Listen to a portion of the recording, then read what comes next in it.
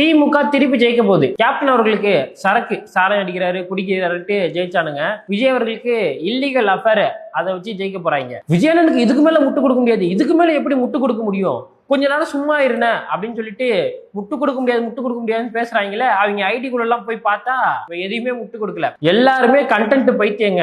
இந்த கரூர் விபத்துல 40 பேர் மேல வழக்கு போட்டிருக்கேன்னு வழக்கு போடல, போஸ்ட் தான் போட்டானுங்க. அன்னைக்கு எதனா இவனுக்கு முட்டு கொடுத்தானுங்கன்னு பார்த்தா இல்ல.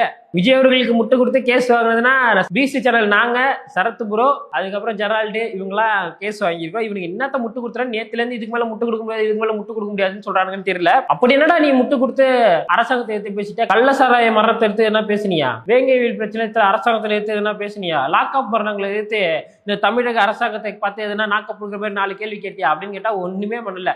Normal content creator. இவனுக்கு இது ஒரு கண்டென்ட். நேத்தில இருந்து 1 லட்சம் சேரா போட்டு 1.5 லட்சம் பேர் வெளியே நின்னாங்க.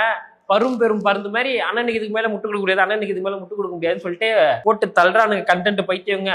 அதாவது பொத்துக்குள்ள இருந்து கரையான் வர மாதிரி வந்துகிட்டே இருக்கிறானுங்க. ஆனா விஜய் என்ன பண்ணது தப்புதான். நீ பேசிட்டல, சூப்பரா, கரெக்டா, வாடா. அதே மாதிரி திமுக பண்ற கொஞ்சம் தப்பையும் நம்ம பேசிடுவோம், வாடா. திமுக கொடுத்த வாக்குறுதி, நிறைவேறாத வாக்குறுதி எல்லாம் நாக்கு கொடுக்குற பேர் 4 கேள்வி கேட்போம், வாடா. பெண்களுக்கு பாதுகாப்பு கொடுக்க துப்பில்லாத அரசாங்கம் கஞ்சா மெத்தப்பட்டுன்றாங்க, போதை ஊசின்றாங்க, போதை மாத்திரன்றாங்க, எல்லாத்தையும் அடிச்சுட்டு ரோட்ல போறவரம் எல்லாம் போட்டு வெட்டுறானுங்கல்ல. இதெல்லாம் அரசாங்கம் தான் நமக்கு பாதுகாப்பு கொடுக்கணும். வாடா போய் அரசாங்கத்தை நோக்கி எதனா கேள்வி கேட்போம்டா.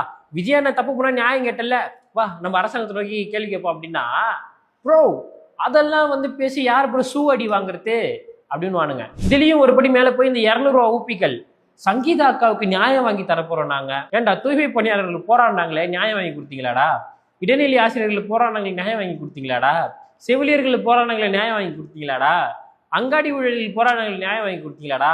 சங்கீதா அக்காவுக்கு தான் நியாயம் வாங்கி கொடுப்போம்னு சுத்திட்டு இருக்கானுங்க. ஜி விஜய் அண்ணா சங்கீதா அக்காவை ஏமாத்திட்டாங்க ஜி. 5 வருஷமா நல்லாட்சி கொடுக்குறோன்னு சொல்லிட்டு ஒரு கூட்டம் உன்னை ஏமாத்தி சுத்திட்டு இருக்குது 5 வருஷமா. அது உன் கண்ணுக்கு தெரியல. விஜய் என்ன சங்கீதா அக்காவை ஏமாத்துறதா இவன் கண்ணுக்கு தெரியுது பாத்தீங்களா? கல்வி நிலையங்களில் தரமான கதவுகள் பொருத்தப்பட்ட கழிப்பறை ஆரம்பித்து தரப்படும். மாவட்ட எஸ்பி ஆட்சியர்கள் 50% ஆண் 50% பெண், நிலமில்லாத குடும்பத்தில் உள்ள பிள்ளைகளின் கல்வி செலவை முழு செலவையும் அரசாங்கமே ஏற்கும். எந்த தலைவனாவது பேசியிருக்கானா? எந்த தலைவனாவது யோசிச்சிருக்கானா? தமிழ்நாட்டில் சிறந்த புருஷன் யாருன்னு பார்த்து 2026 ஓட்டு போட போறியா? தமிழ்நாட்டுல யார் வந்தா நல்லாட்சி கொடுப்பாங்க, நல்ல திட்டங்கள் போடுவாங்க, யார் நல்ல தலைவன் பார்த்து ஓட்டு போட போறியா? இப்ப விஜய் அவர்கள் தப்பு பண்ணிட்டாருன்னு நீ சொல்ற, அவர் அரசியல் விட்டு அமிச்சிருவோம். இப்ப விஜய் அவர்கள் அரசியல் விட்டு அமிச்சிட்டோம்னா அவருக்கு காசு இருக்கு, பணம் இருக்கு, சொத்து இருக்கு, சினிமா இருக்குது. உனக்கு தாண்டா மக்களை நேசிக்கிற நல்ல தலைவன் இல்ல.